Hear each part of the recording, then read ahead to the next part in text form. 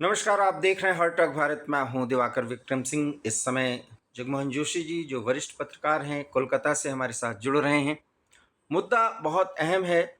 शुभेंदु सरकार के 100 दिन पूरे होने के उपलक्ष्य में कि बंगाल कितना बदला और ममता दीदी से कितना अलग काम किया और क्या वो लक्ष्य उन्होंने हासिल किया जो जनता चाह रही थी। हासिल तो 100 दिन में बहुत कुछ नहीं हो सकता, लेकिन क्या हासिल कर लिया और क्या हासिल करने की ओर कदम बढ़ा दिया, इसकी चर्चा करना ज़रूरी है। और जनता इस 100 दिन में क्या महसूस कर रही है, सीधे हम उनसे बातचीत करते हैं। सवाल यही है कि इस 100 दिन के उपलक्ष्य में क्या ऐसा कुछ दावा कर सकती है या क्रेडिट ले सकती है शुभेंदु की सरकार कि उसने पूरे बंगाल की जनता को कुछ अलग करके देने का कार्य शुरू कर दिया है या वो कार्य कर दिया है। जी। सभी दर्शकों को मेरा नमस्कार। देखिए, 100 दिन का जो समय होता है, ये कोई बहुत बड़ा समय नहीं होता। और वैसी स्थिति में जब पिछले 50 वर्षों से 35 साल वामपंथियों के समय और 15 साल तृणमूल के समय राज्य की हालत बिल्कुल खस्ताहाल हो चुकी थी। जी।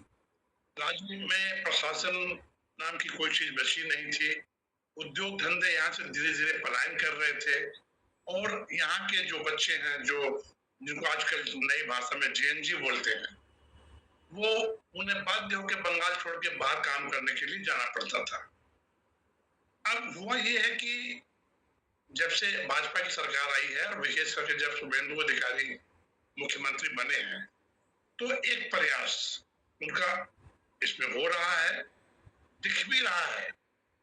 अब कमियां, जहां तक प्रश्न है, देखिए कमियां तो जो व्यक्ति काम करेगा तो उसमें कमियां भी निकलेगी। और जिसको करना ही नहीं है उसमें आप क्या कमियां निकालेंगे। तो सबसे बड़ी उपलब्धि तो ये रही 100 दिन के सरकार में, उद्योग धंधों के प्रति सरकार जो है चिंतित थी, तो वो आ रहे हैं। सबसे अच्छी बड़ी उपलब्धि ये हुई कि उद्योग धंधे पश्चिम बंगाल में वापस आ रहे हैं धीरे धीरे। खुद जो मुख्यमंत्री है उन कार्यक्रमों में जा रहे हैं, उद्योगपतियों से बात कर रहे हैं, उनका उद्घाटन कर रहे हैं। अभी 100 दिन के भीतर कम से कम 2 या 3 स्टील प्लांट यहाँ पर मुख्यमंत्री ने उद्घाटन किया है।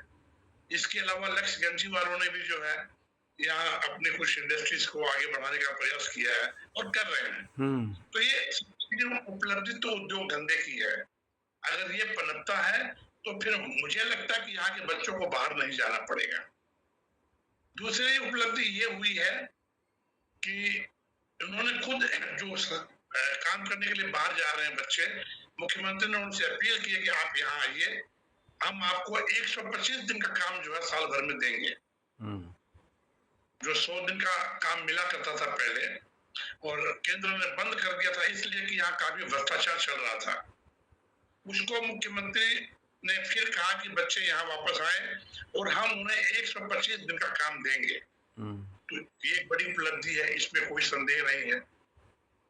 कुछ विसंगतियां भी हुई है। कुछ जो 4 मई के बाद जो नए भाजपा बने हैं वो कुछ उल्टा पुल्टा काम भी कर रहे हैं, तो वहां सरकार को बिल्कुल ध्यान देना होगा कि वो इस तरह की हरकतें न होने दें। दूसरी, यहाँ पर के जो फुटपाथ है कलकत्ते में, फुटपाथ तो छोड़ दीजिए, सड़कों को भी लोगों ने दखल करके रखा हुआ है। विशेष करके आप न्यू मार्केट इलाके में जाइए, धर्मतला इलाके में जाइए, बड़ा बाजार के कुछ इलाकों में जाइए, श्याम बाजार खास करके महत्वपूर्ण, हाथी बगान से श्याम बाजार, ये लोगों ने सड़कों को भी दखल कर रखा है।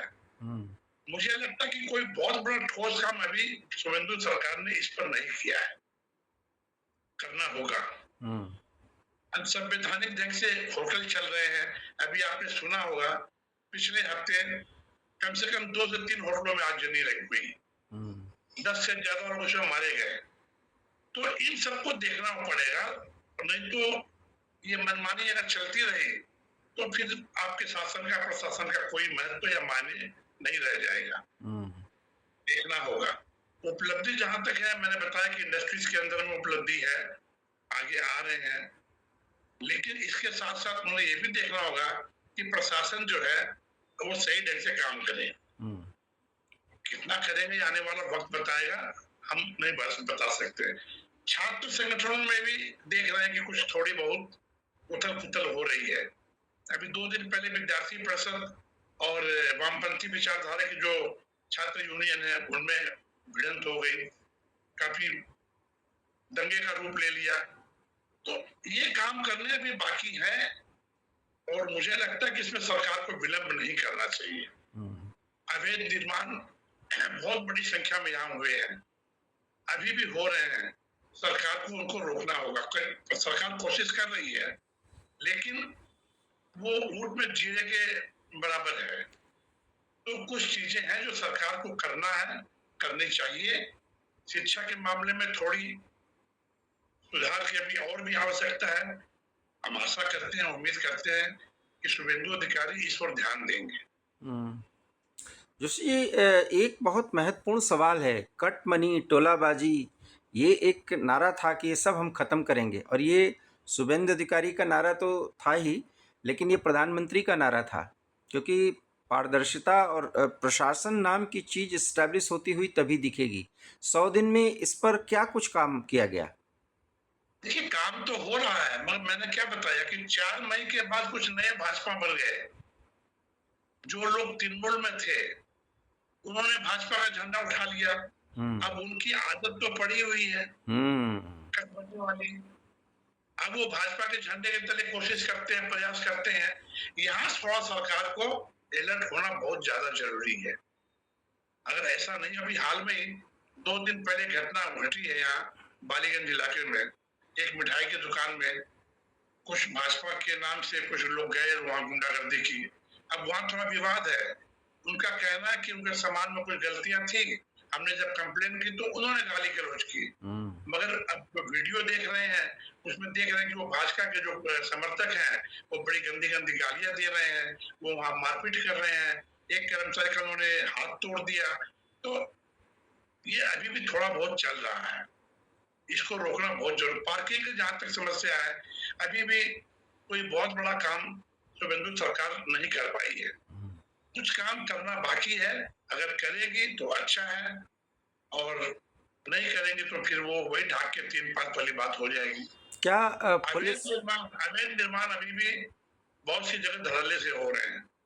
फुटपाथ पर अभी भी लोग कब्जा कर रखे हैं, तो इनको देखना बहुत ज्यादा जरूरी है। इस पर अभी तक मुझे लगता है कि सरकार कोई बहुत बड़ा काम नहीं कर पाई है।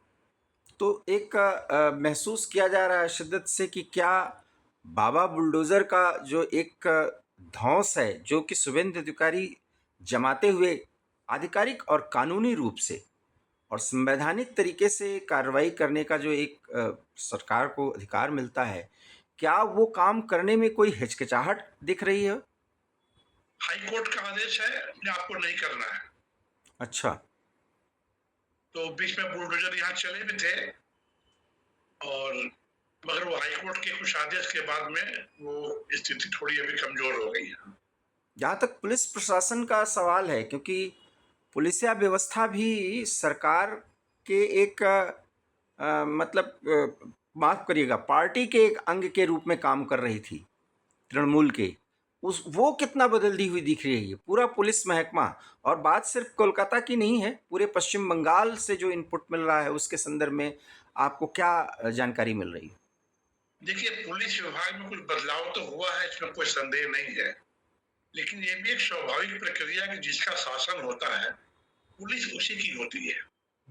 पुलिस उनकी बातों को मानने के लिए बाध्य होती है, पुलिस की मजबूरी होती है।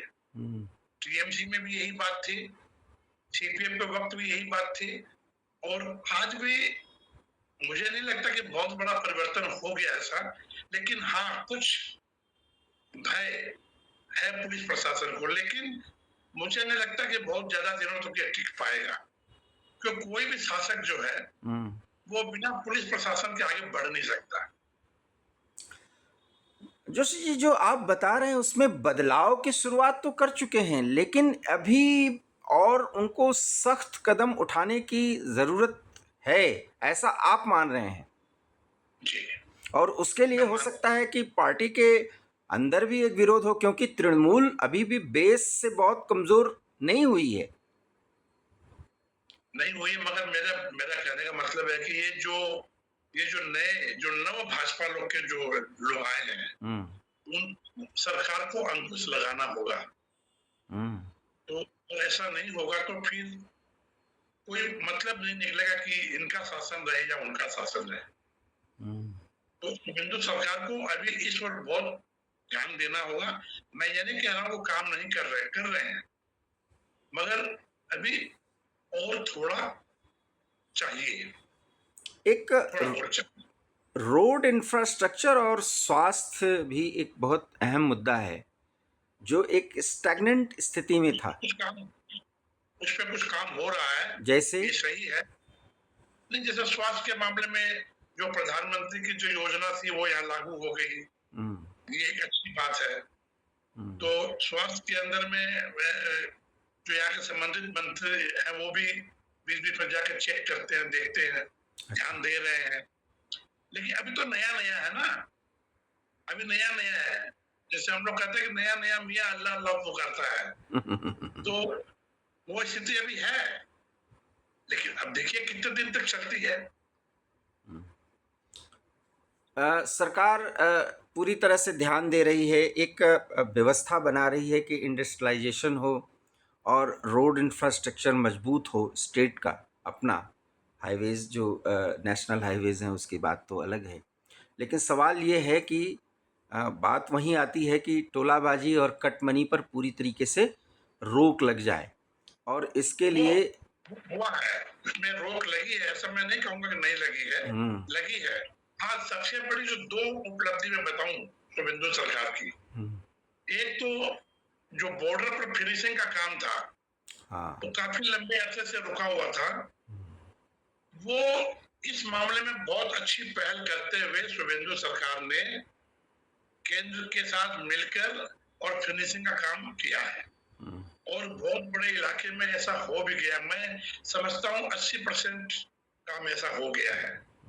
और दूसरा जो चिकन नेट उत्तर पूर्व का जो क्षेत्र है, जो काफी माने मतलब संवेदनशील है, वहां पर भी जो पश्चिम बंगाल की नई सरकार है उसने ध्यान दिया है, और अभी मुख्य गृह मंत्री कलकत्ता आए हुए हैं, सिलीगुड़ी गए हुए हैं, और उनकी देख रेख में वहां और बहुत अच्छी तरह से काम चल रहा है। तो ये दो काम जो बहुत जरूरी था बांग्लादेशियों की घुसपैठ को रोकने के लिए, इसमें जबरदस्त सफलता नई सरकार को मिली है, जिसका लाभ केंद्र सरकार को भी मिला है, यहाँ की जनता को भी मिला है। बॉर्डर के जो लोग हैं इस काम से बहुत खुश हैं, बहुत अच्छा अनुभव कर रहे हैं। ये बहुत बड़ी उपलब्धि 100 दिन की हुई है। कुछ लोग कुछ वर्ग, अब आप समझ भी रहे हैं, सड़कों पर उनके अपने हिसाब से इबादत करने की और लाउड स्पीकर्स, जो बहुत भारी भारी लाउड स्पीकर्स का उपयोग करने की, इसको भी ख़त्म करने की बात नहीं कहा जा सकता, लेकिन क्या इस पर भी कुछ अंकुश लग रहा है? नहीं, ये नया आदेश अभी आया था कि जो भी धार्मिक स्थल है, ऐसा केवल नहीं कि किसी एक धर्म के प्रति ऐसा था, किसी भी धार्मिक स्थल पर जरूरत से ज्यादा अगर आवाज है या लाउड स्पीकर है, उनको उतारने का आदेश हुआ, और पुलिस ने उतारा भी। मगर हमारे यहाँ एक बहुत बड़ी समस्या है कोर्ट। लोग कोर्ट में चले जाते हैं और फिर कोर्ट एक ऐसा आदेश दे देता है कि आपके सारे आदेश धराशायी हो जाते हैं। ये एक समस्या तो है, मगर फर्क पड़ा है, ये ठीक है। आप क्या महसूस करते हैं, लोगों का इनपुट क्या है, जो जनता चाहती है कि 100 दिन के बाद अब उसमें बहुत ज़्यादा तेजी लाई जाए? और विशेष करके एक सवाल और बनता है कि ग्रामीण अर्थव्यवस्था को एक नई धार देना, पूरे पश्चिम बंगाल को, वो भी एक कृषि के हिसाब से अगर देखा जाए तो बहुत संपन्न या उर्वरा भूमि है वहाँ की, उसके संदर्भ में क्या कुछ करते हुए शुभेंदु अधिकारी दिखाई दे रहे हैं? हाँ, यहाँ ये सरकार की सफलता है। ग्रामीण अंचल में सरकार उद्योग धंधे लगा रही है। एक जगह है बांकुड़ा, उसके पास में पुरुलिया आदिवासी एरिया है, जी। ग्रामीण क्षेत्र है। अधिकांश जो उद्योग धंधे हैं सरकार उस तरफ ही लगा रही है। ये एक बड़ी उपलब्धि है। इसका लाभ आज नहीं तो 2 साल, 4 साल, 5 साल बाद में मिलेगा। कई स्टील प्लांट वहां लग रहे हैं, कई और तरह के उद्योग धंधे वहां लगाए जा रहे हैं। सरकार की ये इच्छा है। टाटा समूह को भी सरकार वापस ला रही है। ये भी एक अच्छी बात है। उद्योग धंधे पे मैं कहूंगा कि सरकार की जो नीति है वो थोड़ी सार्थक है और काफी जोश वाली है और उस पर सरकार बहुत ज्यादा जोर दे रही है और सफल भी हो रही है। आपने जेनजीज का जिक्र किया तो शिक्षा और उनके रोजगार, जो उनकी अपनी पहली एक महत्वाकांक्षा भी है, उनकी चाहत भी है कि वो कुछ हासिल करें, अपने राज्य और देश के लिए कुछ योगदान दे सकें, और ख़ास करके जो पश्चिम बंगाल से बाहर जा कर के लोगों को काम करना पड़ा है। हालांकि पहले ही सवाल के जवाब में आपने बहुत कुछ हमें बताया है, लेकिन सवाल ये है कि क्या इस पर पूरी तरीके से नियंत्रण स्थापित करने में कुछ ज़्यादा समय लगेगा? नियंत्रण मतलब लोग ज़्यादा बाहर उनको न जाना पड़े, अपने बंगाल में ही उनको सब कुछ मिले, और इतना इंफ्रास्ट्रक्चर मजबूत हो जाए कि अगर वैसे कोलकाता डेस्टिनेशन भी रहा कि और देश के और भागों से लोग वहाँ जाएं, ऐसा इन्वायरमेंट क्रिएट करना होगा। देखिए, इसमें थोड़ा समय लगेगा। इंडस्ट्री लगेंगी, रिक्वायरमेंट्स आएंगी, तो स्वाभाविक रूप से फिर लोग आएंगे। और देखिए, कलकत्ता कोई आज का शहर नहीं है। एक जमाने में पूरे हिंदुस्तान के जो लोग थे, यहाँ जो प्रवासी कलकत्ते में लोग, तो सब कलकत्ते ही आते थे कामकाज के लिए। आप देखिए, राजस्थान से, गुजरात से, उत्तर प्रदेश से दिल्ली नजदीक था, राजस्थान गुजरात से बंबई नजदीक था, दिल्ली नजदीक था, लेकिन आप देखिए लोग कलकत्ता आए। कलकत्ते में काम धंधे बढ़ाए, कलकत्ते में काम हुआ। तो कलकत्ते का तो अपना एक महत्व रहा है। मगर ये पिछले 35 सालों में जब वामपंथियों की सरकार आई, उसके बाद से यहाँ ढांचा गड़बड़ाने लगा। क्योंकि यहाँ सबसे बड़ी समस्या वामपंथियों के समय में ये हुई कि इन्होंने लोगों को उनका अधिकार तो बताया, मगर उनका कर्तव्य क्या है ये उनको नहीं सिखाया। तो ये बहुत बड़ी यहाँ पर जो बात हुई, और स्कूल कॉलेज में भी शिक्षा के प्रति जो है वो वाम विचारधारा को लादना शुरू कर दिए, जिसका खामियाजा यहाँ की जनता को भुगतना पड़ा और आज तक भुगत रही है। इसमें कोई दो राय नहीं है। कुछ ऐसे सुधार जैसे उत्तराखंड ने जो पहल की है यूसीसी को लेकर के, और इस तरह के कुछ और महत्वपूर्ण कदम जिसका कि भारी विरोध हो सकता है, क्या उस ओर भी कुछ सोचने की पहल कर सकते हैं, या करते हुए 100 दिन के अंदर दिखाई दिया हो? नहीं, कर रहे हैं। मैं आपको कलकत्ते की एक बहुत अच्छी बात बताऊं जी। यहाँ पर ममता सरकार के समय में कुछ क्षेत्र ऐसे थे जिनको हम कहें कि संवेदनशील क्षेत्र थे। उन इलाकों में यहाँ जैसे मोटरसाइकिल में चलने के लिए आपको हेलमेट जरूरी है, मगर कुछ इलाके ऐसे थे, आप समझ सकते हैं वो इलाके कौन से होंगे। वो बिना हेलमेट चलते थे, पुलिस की हिम्मत नहीं होती थी कि उनको पकड़ लें। पुलिस की पकड़ने की तो बात छोड़ दीजिए, सजा देने की बात तो छोड़ दीजिए, उनको रोक नहीं पाती थी। आज स्थिति ये है कि वही लोग आज बिना हेलमेट सड़क पर निकल नहीं रहे हैं। ये बहुत बड़ा परिवर्तन हुआ है। ये तो कानून का शासन, हाँ, और ये मनमानीपन की सरकार तो हमारा सहयोग करेगी। यही कट्टरपंथ इसी से तो फलता है। जब आप तुष्टीकरण करेंगे तो फलता फूलता है। मैंने यूसीसी के समय इसमें फर्क पड़ा है, इसमें बहुत बड़ा फर्क पड़ा है। मैंने यूसीसी के संदर्भ में इसलिए कहा क्योंकि शुभेंदु अधिकारी कुछ क्रांतिकारी कदम भी उठा सकते हैं, क्योंकि उनको बहुत कुछ करके दिखाना है, और ऐसा करते हुए दिखाई तो दिए हैं शुरुआती समय में, लेकिन 100 दिन बीत जाने के बाद वो कदम कितने पुख्ता होते हुए दिख रहे हैं। अगर प्लस और माइनस के हिसाब से देखें तो उसमें क्या नहीं किया और क्या करना चाहिए, नट सेल में क्या हो, ये मैं आप बताएं, मैं यही मेरा आखिरी सवाल है। 100 दिनों में कोई भी सरकार, जी। खास करके शुभेंदु सरकार ने जितना किया है, हम्म। वो किसी सरकार के लिए संभव तो नहीं होता है, हम्म। मगर इसने किया है। कई वादे पूरे किए हैं और आगे करने जा रहे हैं। जहां तक केंद्र सरकार द्वारा जो कानून लाए जा रहे हैं, उनको इम्प्लीमेंट कराने में भी शुभेंदु अधिकारी सक्षम है। हम्म। ये मैं आपको बता दूं।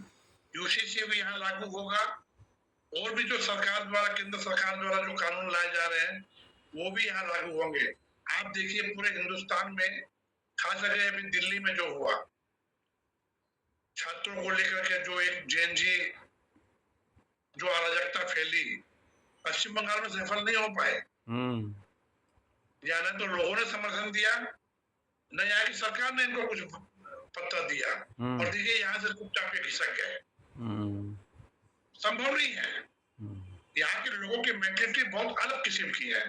यहाँ के जो लोग, आम लोग जो है, एक तो अराजकता पसंद नहीं करते, किसी तरह की अराजकता से उन्हें एलर्जी है, और कोई करते हैं तो उनका खुलकर भी विरोध होता है। और ऐसे में सरकार भी वैसी ही आ गई, तो प्रश्न नहीं उठता। किसी भी स्वस्थ लोकतंत्र में एक मजबूत विपक्ष की भूमिका होनी चाहिए, लेकिन विपक्ष तो पूरी तरह से बिखरा हुआ है।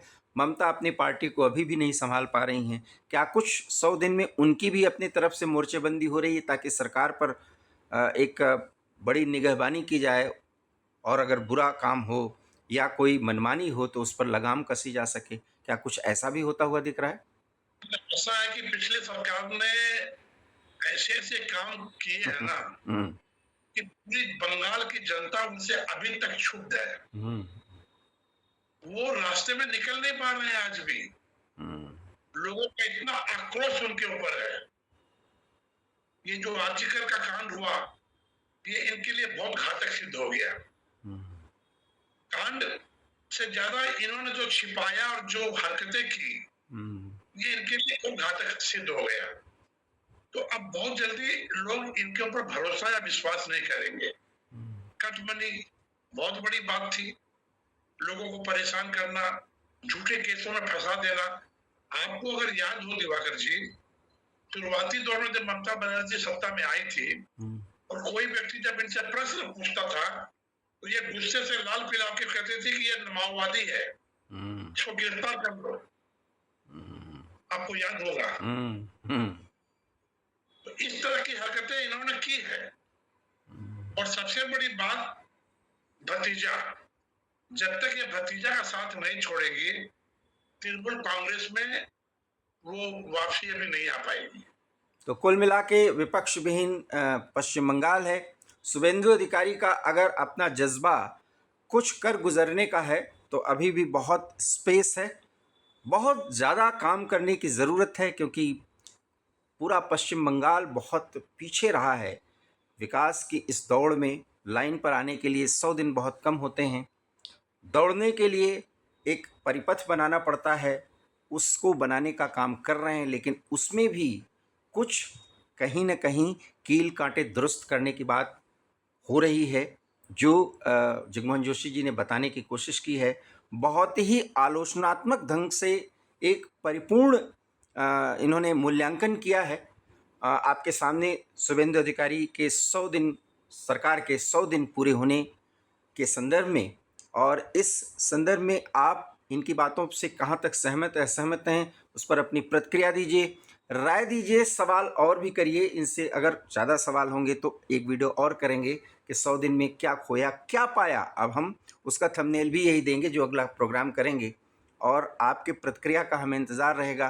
पश्चिम बंगाल की खातिर और पश्चिम बंगाल का एक मॉडल पूरे देश में क्या स्थापित हो, उसके भी कुछ अंश देश स्वीकार करे। ऐसा क्या कर गुजरे पश्चिम बंगाल की जनता इस सरकार के कार्यकाल में, ये भी बहुत दिलचस्प होगा। इसलिए आप पश्चिम बंगाल की खातिर ज़्यादा से ज़्यादा अपनी राय दीजिए और इस वीडियो पर प्रतिक्रिया दीजिए। जगमोहन जोशी जी, आप हमारे साथ जुड़े, बहुत बहुत धन्यवाद।